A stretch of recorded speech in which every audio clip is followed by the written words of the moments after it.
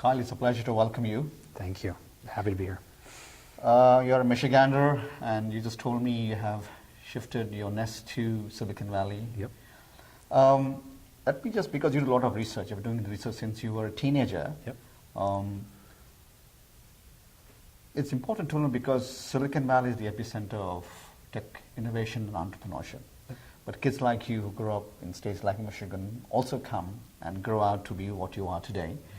I want to understand some fundamentals in terms of education, research, and then entrepreneurship. Okay. It is not owned by Silicon Valley by any means, but still the world wants to come to Silicon Valley and understand how we do it so well in the Valley. But you tell me how other cities and other states and other countries can adopt, because everybody can drive all these years and they can only aid so much. Mm-hmm. So your take on that?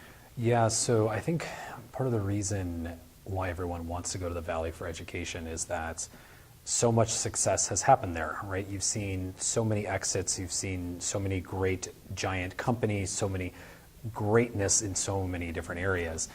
So people want to go there to learn from the best in most cases. And other cities are starting to now get that way as well, because they are starting to see on a small scale the same type of success, right? They're starting to have entrepreneurs who are building great and giant companies. Bigger companies are moving to these new regions or emerging markets, and at the same time, there's starting to be more investment. There's starting to be more individuals who are playing a more active role in their local region. So I think education, and we actually looked at this in one of my companies at ReadWrite Labs.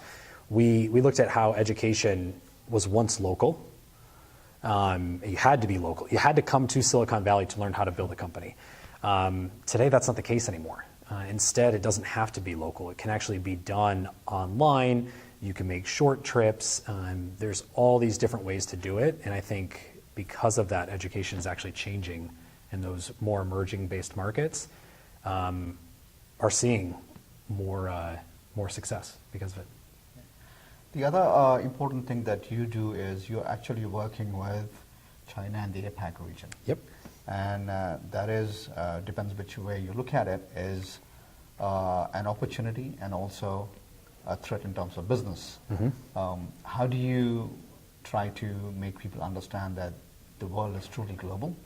It's not about a threat from anyone, it's just a collaborative work that needs to happen to move forward.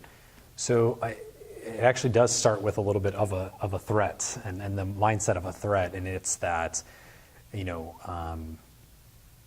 so many people think they are the best, so many regions think they are the greatest, and because of that, they actually sit inside their bubble. And that's unfortunate because somewhere like Asia, which started from a clean slate in most cases to build up from, are thriving and moving incredibly fast. And we should be a little bit scared in any city you're in of that type of progression.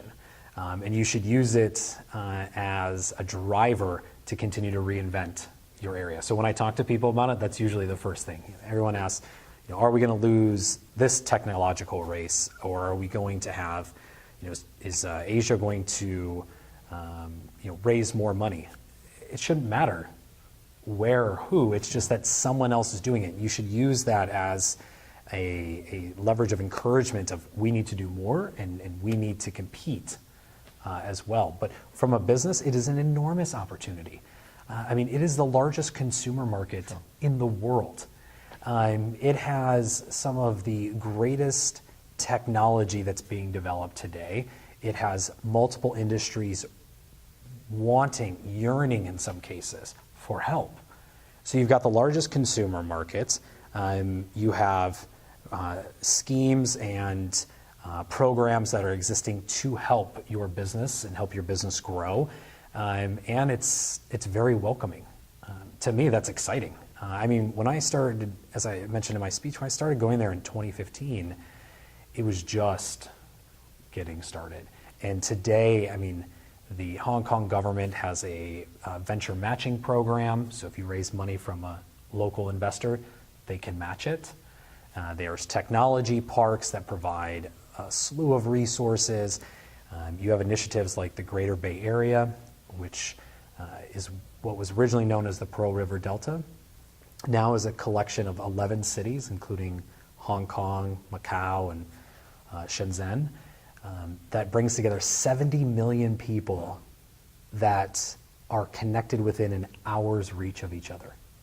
70 million people that can reach each other in an hour, with a GDP of almost $1.5 trillion. To me, that's opportunity. That's not anything to be nervous about. That's how do I get there? How do I start building? How do I start selling and developing for that market? How do I grow my business there versus forgetting about it? I'm taking you back to some of the fundamentals of entrepreneurship, and this is for all entrepreneurs. So, research and development, you see that you're good at a certain thing and you want to, increase your competence level and make a product out of it.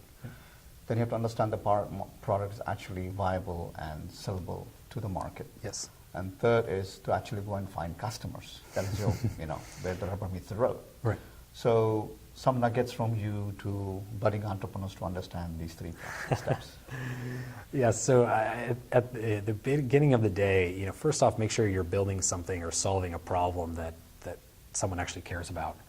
And I think too many of us as entrepreneurs want to solve a singular problem, right? Something that we have, but there's no market that exists for that. So you really have to do your research and validate your idea that there is someone that's willing to pay for it, and more than one, generally. And that goes to something we discussed about not being stealth, about getting out there, talking about your idea, talking about what you're building, and getting feedback from that. Because if there is no market, there is no buyer, and at the end of the day, you may not have a company. So, starting from the back forward, really find that you have a customer. Once you find that you have a customer, build your product as you want, but listen to your customers, adapt to your customers. Something we talk about in the Valley all the time is the word agile. You have to be. You have to be moving quickly, adjusting and refining your product. And coming from a product background, it's very hard to do that. When you build something, you want to be super proud of it and you never want it to change. Well, guess what? You have customers, and those customers pay you for something. You need to service them. And so understand that your product will evolve, understand that your business will as well, and don't be so hard set on it always has to be the way it was. Instead, grow with it and grow with your customers as well. And then the biggest piece of advice I can give in all of that, in summary, is understand where the best place is for you, your business, and your product to start. Too many people start in X city, X state, X country because that may be all they know. Sure. But there's plenty of places around the world that can actually help you thrive, and you may be better off starting there in an area that can support you. So being here in Michigan, talking about mobility and autonomous biomedical here, artificial intelligence, here is a place you want to come. There's a thriving ecosystem to support you. Agriculture as well. If you're looking at smart cities, it might not be the first place. For me, it would be somewhere like Hong Kong or somewhere like even New York, Pittsburgh, San Francisco, some of these cities that have initiatives for that. So do your research, figure out where are your customers, where's the best place that supports your type of business that has a good reach to those customers, and understand that you have to be flexible in what you build as it grows and as you grow. Great. Kyle, finally, the initiatives that you are doing at ReadWrite, it's a lot of stuff you do, but Yes. It's good to learn what is the current happening thing. The currently happening thing in terms of technology? In terms of technology, I think there's three. We talked a little bit about this. So first is artificial intelligence. I think people are starting to get past AI as a buzzword and understanding its power or ability, and not in the robots are going to take over the world kind of power, but instead, how can we actually leverage data and learn from it and improve things? using artificial intelligence that way, helping to give us what we need when we need it, how we need it. There's a lot of value in that. So artificial intelligence is one. Blockchain is another. Blockchain is being something that's being talked about around the world. It's a fundamental infrastructure technology that will provide a level of transparency and trust we've never had before. And then in addition to that, I think retail is a big one. As consumers, we buy stuff all over the place. We buy stuff on Amazon, we buy stuff in the store, we buy at a local merchant. But what if you could combine all of those experiences and throw advertising in the middle, throw artificial intelligence on top of that, and now you've got this whole new experience that when you go to buy a good, you can have started your shopping online, finish it in the store offline.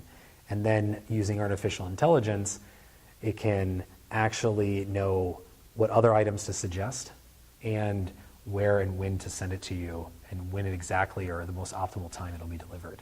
Right. So, all right, my friend, thank you so much for coming and sharing your thoughts. Appreciate it, and continued success. Thank you. Take care. You as well.